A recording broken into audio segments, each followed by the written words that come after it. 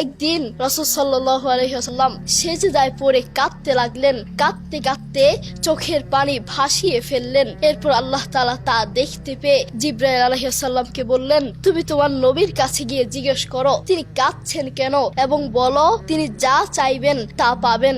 তখন জিবরাইল আলাইহিস সালাম নবী করিম সাল্লাল্লাহু আলাইহি ওয়াসাল্লামের কাছে গিয়ে বললেন, হে নবী, আপনি কাঁদছেন কেন? আপনি বলুন, আপনি যা চাইবেন আপনি তা পাবেন। তখন রাসূল সাল্লাল্লাহু আলাইহি ওয়াসাল্লাম কাঁদতে কাঁদতে বললেন, আমি আমার পরিবারের জন্য কাঁদছি না, আমি আমার সন্তানের জন্য কাঁদছি না, আমি আমার মায়ের জন্য কাঁদছি না, বাবার জন্য কাঁদছি না, আমি কাঁদছি আমার উম্মতকে জাহান্নামের পথ থেকে, জাহান্নাম থেকে মুক্তি দেওয়ার জন্য।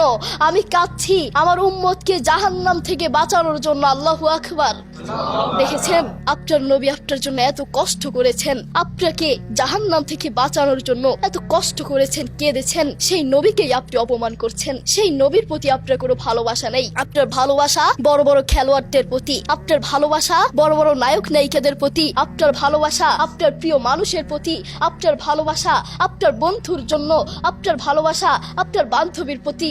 আপনি আপনার বান্ধবীকে, আপনার প্রিয় মানুষকে, আপনি আপনার ভালোবাসার মানুষকে মেসেজে বলছেন আই মিস ইউ, আমি তোমাকে অনেক মিস করছি। প্রিয় মানুষকে বলছেন, ভালোবাসার মানুষকে বলছেন, বন্ধুকে বলছেন, বান্ধবীকে বলছেন আই মিস ইউ, আমি তোমাকে অনেক মিস করছি।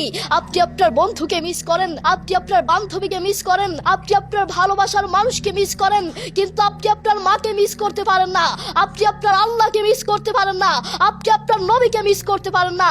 মনে রাখবেন আপনি মানুষ হতে পারেন না, ঠিক কিনা?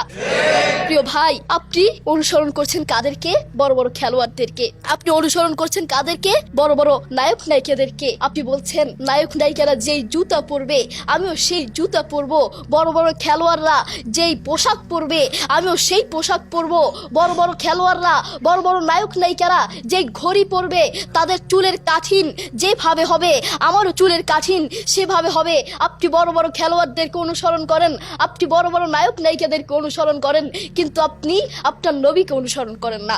আপনার মধ্যে নবীর কোনো আদর্শ নাই। বর্তমান কিছু নামধারী মুসলমানদের চরিত্র হয়েছে ভ্যারাইটিস স্টোরের মতো। ভ্যারাইটিস স্টোর মানে যেই দোকানে আলু, ডাল, পেঁয়াজ এবং বিভিন্ন আইটেম পাওয়া যায়, এমনি ভাবে মুসলমানের চরিত্রের মধ্যে খ্রিস্টানের চরিত্র পাওয়া যায়, মুসলমানের চরিত্রের মধ্যে অমুসলিমের চরিত্র পাওয়া যায়, মুসলমানের চরিত্রের মধ্যে ইহুদি, নাসারা, খ্রিস্টানের চরিত্র পাওয়া যায়। আর আমি তো বলতে চাই মুসলমানের চরিত্রের মধ্যে কেন খ্রিস্টানের চরিত্র থাকবে, অমুসলিমের চরিত্র থাকবে, নাস্তিকের চরিত্র থাকবে? আরে মুসলমানের চরিত্রের সাথে নবী করিম সাল্লাল্লাহু আলাইহি ওয়াসাল্লামের চরিত্রের সাথে মিল থাকবে, মুসলমানের চরিত্রের সাথে সাহাবীদের চরিত্রের সাথে মিল থাকবে, মুসলমানের চরিত্রের সাথে তাবেঈনের চরিত্রের সাথে মিল থাকবে, ঠিক কিনা? প্রিয় ভাই, আপনি প্রতি সেকেন্ডে, প্রতি মিনিটে, প্রতিটা ক্ষেত্রে আপনি নবীর হাদিসগুলোকে আপনি বর্জন করছেন। তার প্রমাণ, আপনাকে পানি খাওয়ার জন্য, কোনো কিছু খাওয়ার জন্য প্রথমে বলতে হয় বিসমিল্লাহ, কিন্তু আপনি বিসমিল্লাহ বলছেন না। কোনো খাওয়ার শুরুতে, চা বা পানি খাওয়ার শুরুতে বিসমিল্লাহ বলতে হয়, কিন্তু আপনি বিসমিল্লাহ বলছেন না। পানি 3 শ্বাসে খেতে হয়, কিন্তু আপনি পানি 1 শ্বাসে খাচ্ছেন। কোনো খাবার খেতে হলে বসে খেতে হয়, পানি বসে খেতে হয়, চা বসে খেতে হয়, কিন্তু আপনি পানি দাঁড়িয়ে খাচ্ছেন, আপনি চা দাঁড়িয়ে খাচ্ছেন। আপনি প্রতিটা সেকেন্ডে, প্রতিটা মিনিটে আপনি নবীর হাদিসগুলোকে বর্জন করছেন।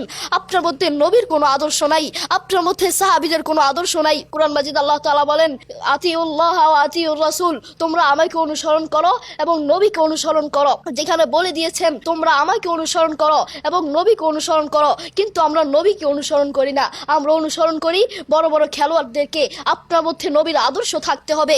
আপনি নিজেকে মুসলিম দাবি করেন, আপনি নিজেকে মুসলমান দাবি করেন, আপনার মধ্যে যদি নবীর আদর্শ না থাকে আপনি কিসের মুসলমান? এই জন্য আমাদের মধ্যে নবীর আদর্শ থাকতে হবে। আল্লাহ তাআলা আমাদের সবাইকে বুঝার তৌফিক দান করুন। আসসালামু আলাইকুম ওয়া রাহমাতুল্লাহি ওয়া বারাকাতুহু।